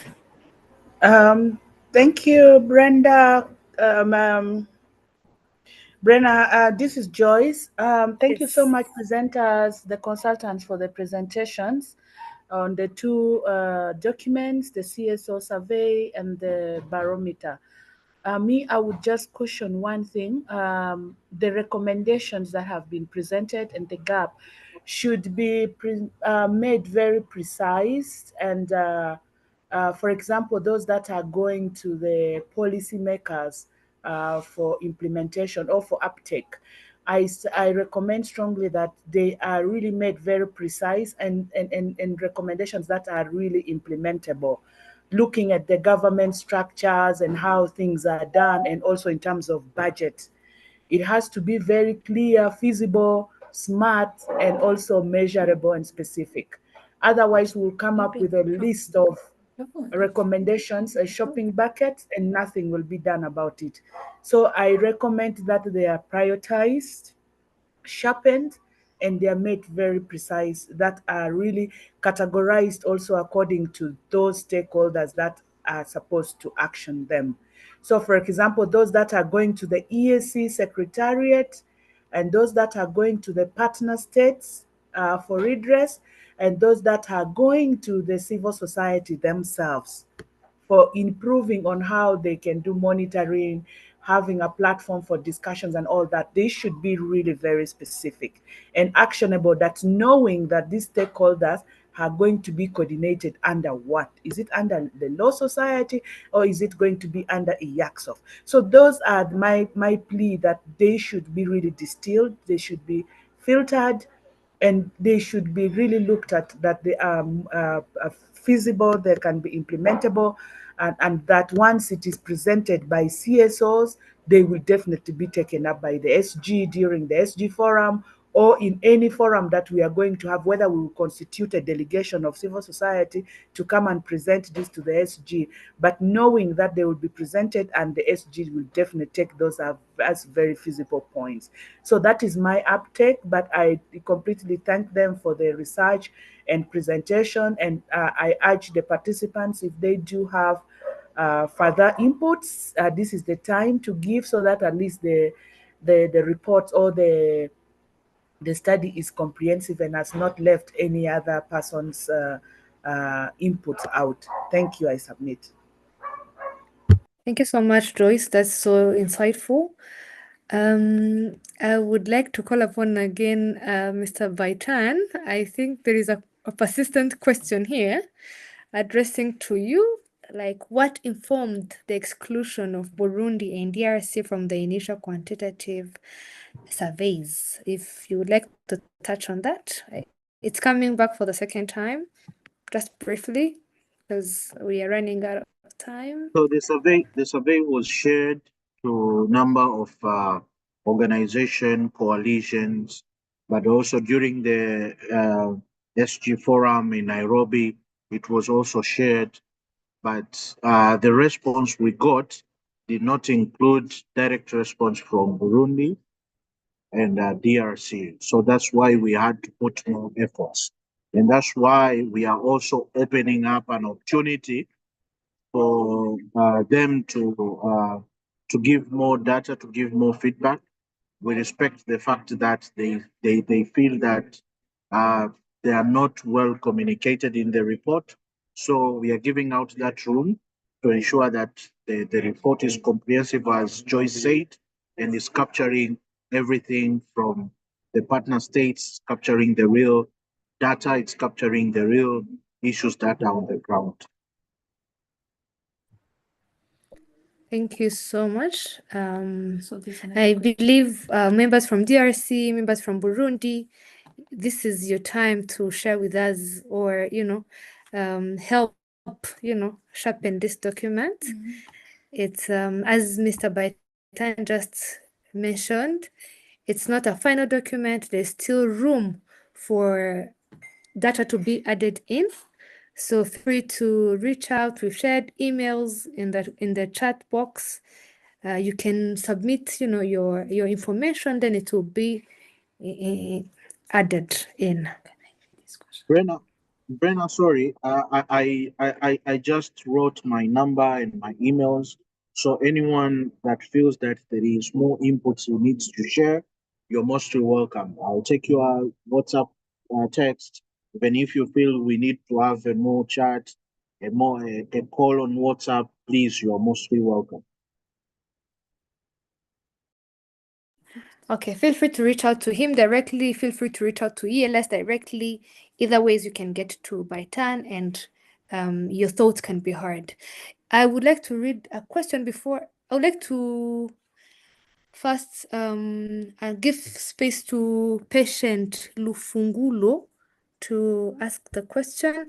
Then I'm going to read another question from the chat box. Patient, hello. Please unmute. Yes. I'm Patient. Yes, I'm in Burundi now, but I'm the head of our civilian society of Congo. a new organization, member of EASOF.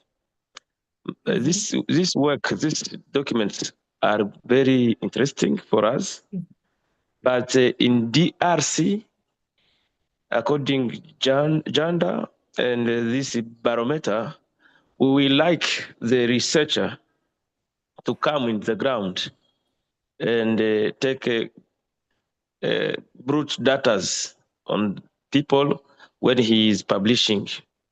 And I would like him to tell us, is it true in DRC, the main problem is bad governance in DRC, but not in other country? Because we have a little problem of civilian people here in Congo, mainly in Eastern Congo, border from Congo to Rwanda and Congo to Burundi. Not Burundi, but Uganda. The border from Congo to Burundi is very peaceful, but the situation that is main for us in this region is the situation between three borders: Congo and Rwanda, Congo and Uganda. These people in this area are suffering, and the women are very, very affected. Now this matter didn't be put inside. We have another problem when we are talking about integration. The language used in this area is not useful in Congo. This is another problem. Perhaps the researcher didn't catch what people said in Congo, and I would suggest him, when he talked about things which are very good and very clear about the problem of CSOs. Now, my question is, how is it possible for people in Congo and Burundi to be integrated, according to his research, in this East African community, whereas we have some problems as fights in Eastern Congo? Did he suggest something to our governments to secret the EAC secretariat and to CSOs in this region? Thank you. I don't know if he catched me. Thank you so much, Patient. C'est très bien noté. We will Ok, see. merci. Merci beaucoup. Merci, c'est là pour quelque chose. Merci. Ouais, c'est très bien noté. Ok, merci. In the meantime, there is a question in the Q&A. I think that was like a suggestion, and that question was also asked in the chat, and the consultant really took note of that. He's going to address that. And as we said, please, Patient, please share information with us. We've shared emails and contacts in the chat, because as Joyce has said, sometimes the budget does not allow us to go to ground, to the ground to get, actual, data from the ground. But we leverage on you, we leverage on people like you who can, qui peut nous fournir des informations. Très bien, très bien. Voilà, merci. There's a question from Gilbert. He asked Mr. Baitan, if possible, you can tell us about your findings on how youth access finance in member states, especially working with banks, because there are restrictions to get loans because of lack of securities. The same, in some circumstances, applies to women. Like, Brenna, how do you access? Yes. Just staying on the DRC issue, I just would like to give a very humble plea to the submission. I think it was a very good submission and a very good commitment to the willingness of the civil society in DRC to really support this, the gender and the civil society survey. And I think we should not underplay their contribution and input into this.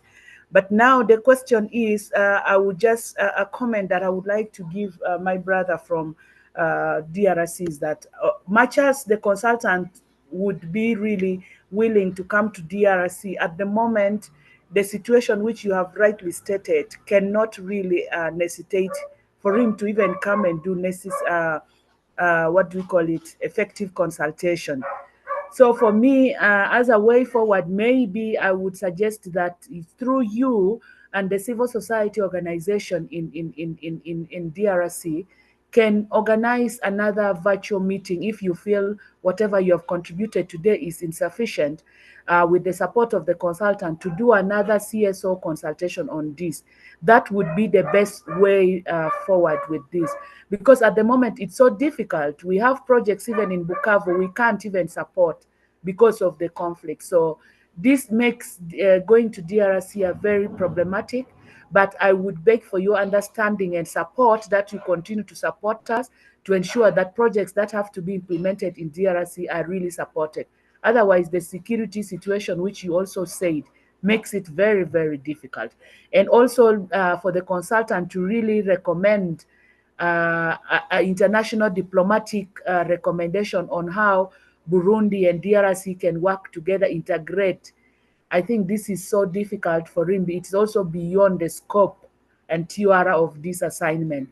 So maybe just for discussions and everybody to input, it is what something that we could recommend for everyone to discuss and see how we can support DRC to really bring them on board on all the policy that we develop, and also keep urging, encouraging them to be part of the integration process. I submit. Thank you so much, Joyce. Baitan, if you would like to take up the question from Gilbert. No. I cannot add more because my sister Joyce have elaborated best. And I do appreciate for the comment that is coming from DRC. And we'll look into the way on how we can even do virtual meetings and see how we can get more inputs from them. And another way that we can work through is I do understand they have the coalitions, CSO's coalition. We can also engage with them. For meanwhile, I can take his contact and look into the best way on how we can structure that. Yes, there's another question, same from Gilbert, who were asking about youth. How do they get access to loans from banks around that? Do you want to take up that?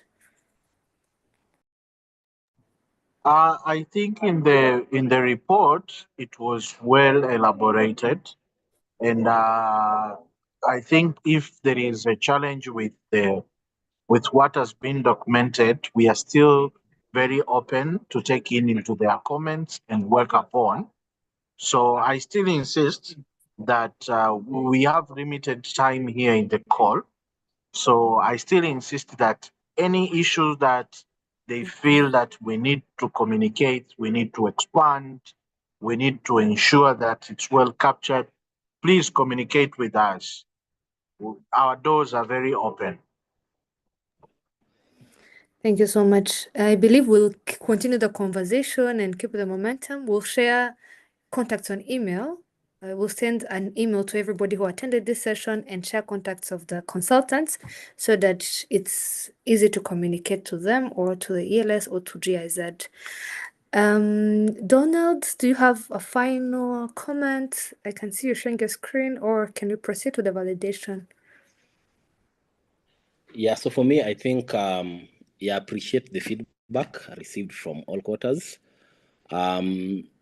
Yeah, so picking from the comment that has been made earlier about desegregating the recommendation into 3 categories, I think we will incorporate that, because currently the desegregation, as you can see on the screen, was done in 2. As per the guidance we got earlier, it was supposed to be desegregated into 2, but we look at a way of breaking this one down into to touch on partner member states, because currently we have for EAC, we have for CSOs, and I think for the EAC there are also some recommendation that can go directly to member states.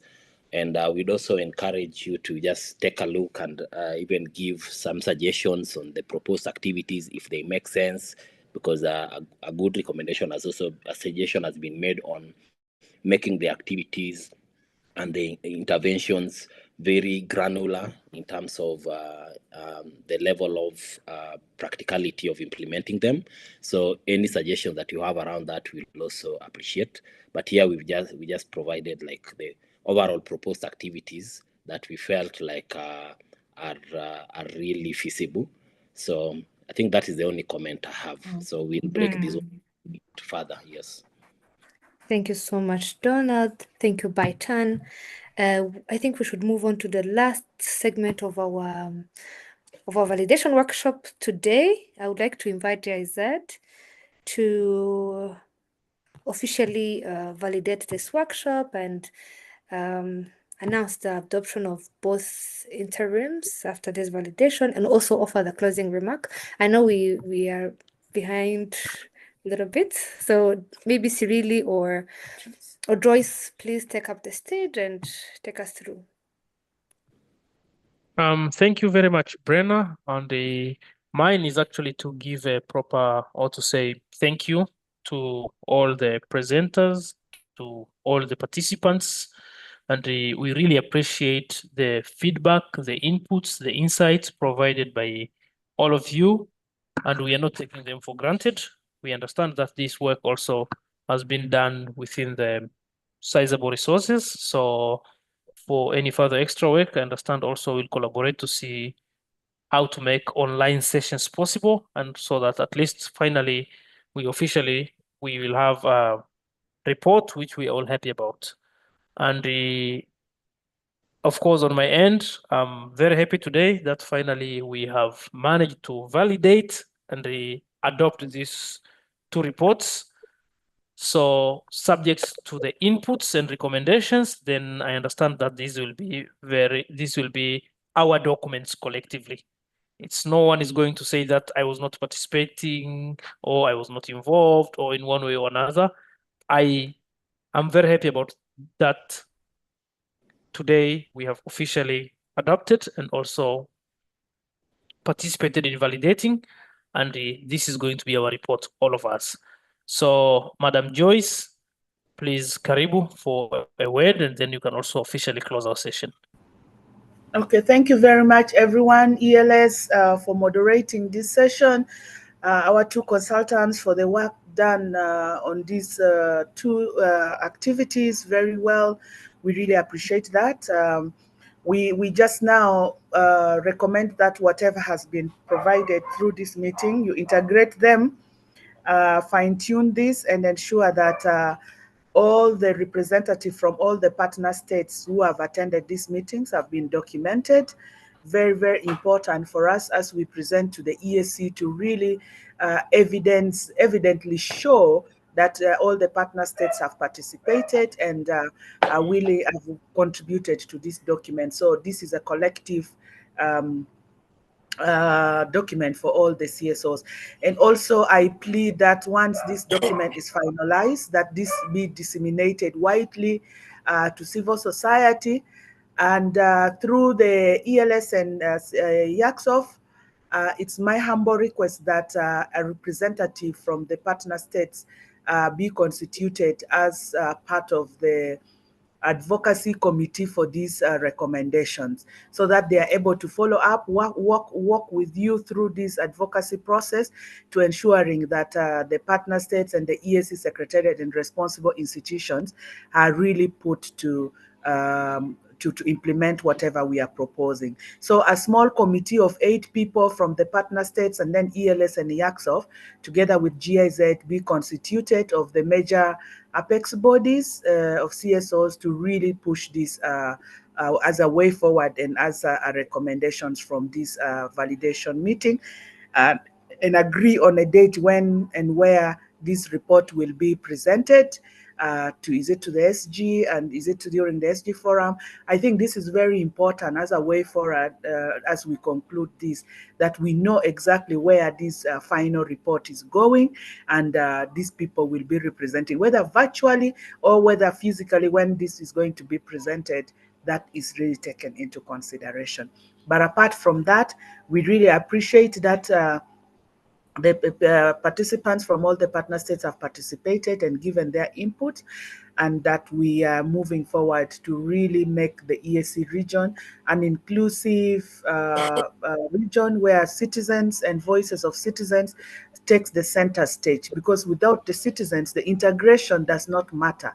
There cannot be federal integration if the citizens are not engaged, because the ultimate goal of the integration is that citizens are benefiting in terms of movements, in terms of services, in terms of capital, and in terms of political federation. So all the gaps that we are identifying together, slowly in solidarity, this will be made possible. So we thank everybody, and also on behalf of the EAC Secretariat, I believe Generals would